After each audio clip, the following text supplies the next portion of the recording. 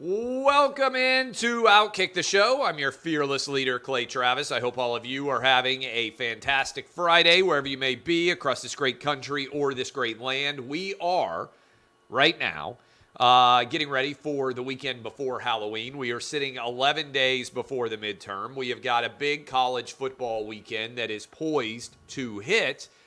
We got a lot to discuss with all of you. So, let's start here. Last night's Thursday night football game. Props to the Ravens and Lamar Jackson for taking control of this game in the second half, not letting go. The Tom Brady-led Tampa Bay Buccaneers, NFC South. Do you know who's in first place right now in the NFC South? The Atlanta Falcons. That division is a complete mess, probably the worst division in football right now. I wouldn't put it past Brady and the Bucs to get healthy and still find a way to win that division. But right now, everything's a mess. Brady's not playing very well. The offense is not efficient. They aren't able to protect him. And this was just part of the news. Also, earlier today, Tom Brady and Giselle announced that they are officially divorced. So we don't know all of the details behind why they are now not going to be married any longer. But I do think that a lot of this is just marriage is tough. Right? I've been married 18 years. My wife would say it's super tough, especially to be married to me. But when you have two super famous people like Brady and Giselle, balancing all of that while having kids, I think is a unique challenge. And it feels on some level like Giselle said, hey, I will put my life on the back burner, but I expect for you to retire from football at some point. And there may have been an agreement that Brady was going to retire. He retired. He was not ready to do it. And so as a result, they're getting divorced. I think it sucks for the kids. And we'll see exactly how this plays out going forward on the field for Tom Brady, because he certainly seemed distracted so far this year. He seemed angry, angrier than maybe Brady has in the past. I wonder how much of that is nothing to do with football at all and just what's going on in his life in general. But certainly the Bucs are a mess. They've had a lot of injuries. Their offense has not looked very good. They've now got, I believe, Shaq Barrett, I saw, has a torn ACL. That's not going to help things. The best thing you can say for the Bucs is they're in the NFC South, and the entire NFC is wide open. I mean, who are you sold on as we come up on the halfway point of the NFL season and say, boy, that's a really good team in the NFC? Maybe the Eagles, although, again, Jalen Hurts is still a young quarterback, and they're playing in the NFC East, which isn't the best division right now. The 49ers have certainly made a move. The NFC East, by the way, way better than it has been in the past. The Giants are 6-1, but they've won every game in a close margin. You've got the 49ers making an aggressive play to go get Christian McCaffrey, but right now in first place in the NFC West is the Seahawks and Geno Smith. Did anybody foresee that as being the likely outcome? So I guess what I'm getting at here, the Packers have been awful. Do you buy into Kirk Cousins and the Vikings? I'm not sure that I do. And so when you look around and just think about the larger universe right now of the NFL, NFC's wide open. There are a ton of really good teams in the AFC. I could sell you on Josh Allen. I can certainly sell you on Patrick Mahomes. I can sell you on Lamar Jackson and the Ravens. I can sell you on Justin Herbert and the Chargers if they could get healthy, being able to make a run. I mean, we can run through a long list of teams where it feels like somebody is good enough to play at an incredibly elite level. Do you feel that way about the NFC? Because I don't. And Brady and Rodgers are both struggling right now. But on some level, I feel like one or both of these guys is going to be able to make a run before all is said and done. But that's my analysis of Thursday Night Football. I am headed on the road to Knoxville. I will be down by Calhoun's in the marina there with the Vol Navy. If anybody wants to be on television with me for the Fox Big pregame show, Big Noon kickoff hits at 10:50 and 11:50 a.m. Eastern tomorrow. I'll be doing both of those, and it should be a fun day in Knoxville. But I'm not staying for the game because it's also doubling, this game is, on the fact that we are having a Halloween party. So probably a lot of you out there doing Halloween-related events this weekend as well. My wife throws a big Halloween party every year. And so I'm flying back, and I'm going to watch Kentucky, Tennessee from my house as a part of the Halloween party that we are having tomorrow. But I will be in Knoxville for substantial portions of the day. So that is the sports universe. You got my picks. My favorite pick this weekend, my blood bank guarantee, I think Tennessee is going to blow out Kentucky. I think Tennessee wins this one 52-28. I just don't believe that Kentucky is going to be able to stop this Vol offense. I don't think that the Kentucky running game matches up very well with Tennessee. I like Tennessee's ability to protect Hendon Hooker. Cedric Tillman is coming back. I think that will make a difference, assuming he's healthy enough to compete at a high level for Tennessee. Remember, he was the best wide receiver on the team. Now you combine him with Jalen Hyatt and Brew McCoy, and I think that's as good of a trio of wide receivers as anybody in the entire college football has. Combine it with Hendon Hooker, who's playing at a Heisman Trophy caliber level.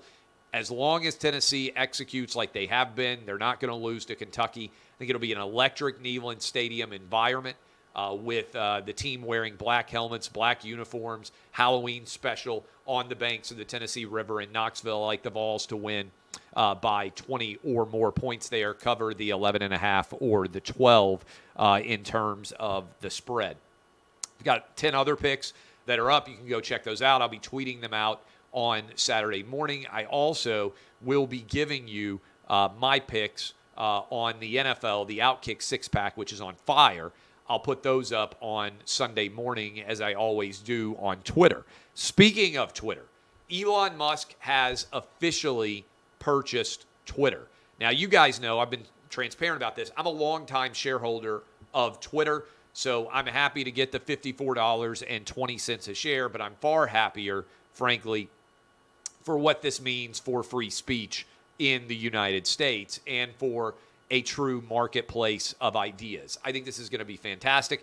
Twitter, Elon Musk has already fired the Twitter CEO, the CFO, the head of content moderation, and the chief legal counsel. All of the biggest, highest-end employees at Twitter have been removed. He's also announced that he's going to have a council to consider when or if people are going to be banned from Twitter from a diverse variety of perspectives. Sorry, I'm fighting a little bit of a cold here, and still fighting, but I'll be in good shape. I think this is going to be fantastic because, and I would just say this, the long arc of history does not favor people who have tried to silence their political opponents, who have embraced censorship, who have demanded that people be canceled. All of the left-wing blue checks who have tried to police speech on Twitter and been able to do it for much of the last 5 or 6 years are going to, I believe, be stifled. All we're saying is I don't want anybody canceled. I don't want anybody banned. You should be able to advocate for any political persuasion that you want, but it should have to be a legit argument. You can't just have a mob coming after people and trying to shut them down. I recently went over 1 million Twitter followers. I would think in the new modern algorithmic era, I probably will have a lot more Twitter followers coming to me. I don't believe that all these people out there who say, oh, I'm going to leave Twitter now that Elon Musk is in control. I don't believe that at all, because I think a lot of people don't have any other platform. Like, Twitter is their platform to have influence. And so the idea that they're going to leave that, I think, is crazy. I'm fortunate. I've got OutKick. We're going to have the biggest month in the history of OutKick this October. I've got the biggest radio show in the country. I have the ability to reach people a lot of different ways. Fox News, television with Fox Sports. If I didn't have Twitter, I'd be fine now. But Twitter allowed me to have my voice heard, which helped to allow me to grow in radio and TV and grow our website. But this idea that people are going to leave, I just don't buy. I think it's a total lie.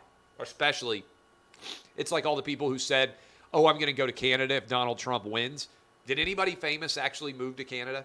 I don't remember that actually occurring. I don't think that it's very likely to happen. Now, so I think this is going to be incredible. I think it's a tremendous win for the First Amendment, for the marketplace of ideas, and for the free expression of thought in America, which is the most important of all the rights that we have. And for people out there who want to say, well, Twitter is a private company. Well, first of all, I'll have fun with that, because a lot of people, when I've criticized Twitter, have said, Twitter's a private company. If you don't like it, you can start your own. I would say that to all the blue check left-wing losers out there that are complaining right now. I'm going to use your own argument against you. Twitter's a private company. If you don't like it, you can go start your own. But I do think that this unholy alliance between big tech and social media has been stifling our marketplace of ideas and our political process for far too long. It kept the Hunter Biden story from becoming apparent. It led to the permanent suspension of Donald Trump. Both of those are indefensible, and I think historically will be viewed as indefensible as well. But Elon Musk is not claiming that he's going to be favoring one side or the other. He's just going to, in theory, be a neutral arbiter of a platform. I would also encourage the release of the algorithms, because I think a lot of these left-wingers have been wildly over-rewarded relative to what their audience actually is. I think when these algorithms go public, you're going to see how much and how often many of these accounts are not supported by real people and how much they were inflated as a result. But I think this is important. And again, I think Twitter has become our digital town square. And I just want content-neutral policies to be applied. I don't want anybody canceled. I think everybody should be able to advocate and argue for whatever they would like. I abhor cancel culture. I despise identity politics.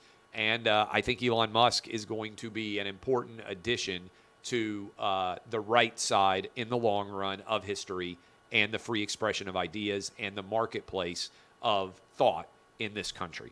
Red wave continues to grow. And it is growing in a big way.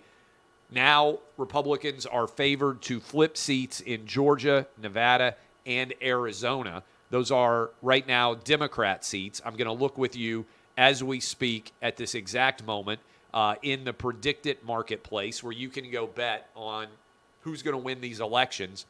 And there continues to be a surge of support for Republicans to take back not only the House, but certainly now the Senate. And you've got Blake Masters opening up his biggest lead that he has ever had in the Arizona Senate race. Herschel Walker is now surging. Yesterday, on a hot mic, Chuck Schumer was caught saying that Herschel is trouble in Georgia, and it looks like he's going to win. And do you know who's been saying that? For months now, I've been telling you that Herschel Walker was going to beat the Reverend Raphael Warnock, and that was why they were so desperate. They keep hitting him with all these October surprises. We sit here 11 days out, and Herschel Walker, I believe, is going to win the Georgia race. I think Blake Masters is going to win in Arizona. And Dr. Oz continues to have a big lead now in Pennsylvania in the wake of that debate. Schumer also caught on a hot mic saying the polls haven't been as bad as they had feared they might be in the wake of the Pennsylvania Senate debate. But it's kind of like saying the iceberg that the Titanic hit was not that big. Pennsylvania, now the only state that's remotely in question that Democrats could potentially flip, and it is trending in a big way towards Dr. Oz and remaining in that scenario. Oz now has led in 3 straight Pennsylvania Senate polls. He's got the momentum. I don't think he's going to give it up. A lot of governor races out there, by the way. I think that Republicans are going to win in Oregon. I think Republicans are going to win in Michigan. We had Christine Drazen on the show several times. She'll be on with us next week. I think she is going to win. Huge win for a Republican to win in Oregon. I believe that Tudor Dixon is going to beat Gretchen Whitmer in Michigan. This race is super tight. We had Tudor Dixon on the show today. She was fantastic. I believe Nevada is going to flip, and we are going to see Lombardo actually get the win in that state. I think that Wisconsin is going to flip to the Republicans. I think that Arizona is going to stay the same with Kerry Lake winning. New York, real threat there. Winning by so much in Florida is Ron DeSantis that he is actually going to leave the state of Florida and go debate. This is crazy. He's going to leave the state of Florida and go debate in New York to help Lee Zeldin, which is a sign of how dominant that win in Florida is going to be for Ron DeSantis. Pennsylvania, I think Mastriano is going to make it close before all is said and done. Lots to be excited about as we sit here 11 days away from the official midterms. I'll continue to update you every single day. I'll be back on Monday. Hope to see some of you in Knoxville for the Kentucky-Tennessee game. We'll be doing some hits in the pregame show. Should have a good time there. Can't wait for Halloween either. DBAP, unless you need to SBAP. I am Clay Travis, and this has been OutKick, the show.